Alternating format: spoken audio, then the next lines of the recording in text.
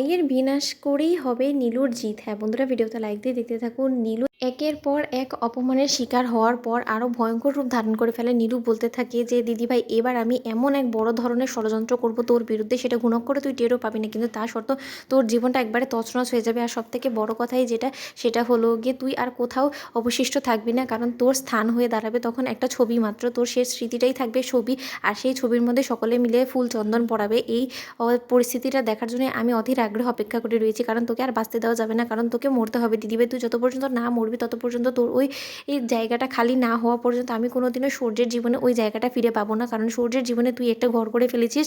আর সূর্যের ওই মনে ওই ঘর একমাত্র যদি কেউ থাকতে পারে সেটা হলো গিয়ে একমাত্র আমি, আর এই নীলুই থাকবে শেষ পর্যন্ত দিদিভাই, কারণ তোর কোনো রকম কোনো অবশিষ্ট চিহ্ন এবার আমি আর রাখবো না। তুই শুধু এবার অপেক্ষা কর।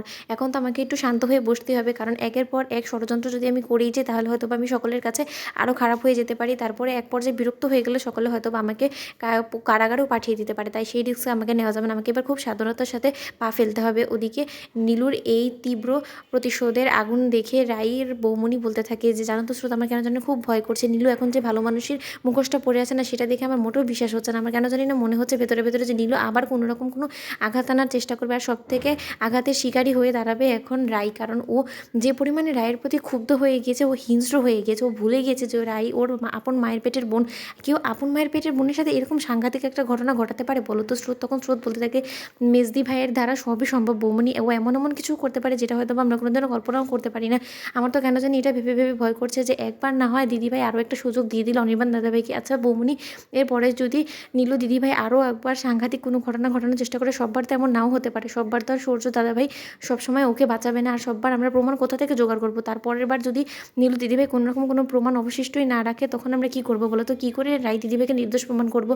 কারণ নীলু দিদিভাই তো এখন উঠে পড়ে লেগেছে কী করে রাই দিদিভাইয়ের সংসারে অশান্তি করবে বলো? ওকে তো কোনো মতো ভালো থাকতে দিবে না, সেটা তো আমরা খুব খুব পরিষ্কার করে বুঝতে পারছি। কিন্তু এখন আমি এটা শিওর যে নীলু দিদিভাই অবশ্যই মায়ের ব্রেন ওয়াশ করার চেষ্টা করবে, মায়ের সামনে ভালো সাজার চেষ্টা করবে, কারণ এখন তো বর্তমানে ওর সাপোর্টে কেউ নেই, তাই না? ও মায়ের সাপোর্টটাকে গেইন করার জন্য নির্ঘাত কোনো রকম কোনো নতুন করে একটা ভালো মানুষের মুখোশ পরে মায়ের সামনে হাজির হবে। তুমি দেখি না তখন রায়ের বৌমনি বলতে থাকে আমার শুধু এটা ভেবেই ভয় লাগছে যে ও দ্বিতীয় কোনো একটা আঘাতে না আবার রায়ের জীবনে একটা ধ্বংস হয়ে যায় কোনো কিছু। তখন এই কথা বলা মাত্র স্রোত বলতে থাকে সেটার অপেক্ষায় আমিও রয়েছি, কারণ নীলু দিদিভাই আর যাই হোক না কেন এতটা শান্ত হওয়ার মেয়ে না ও।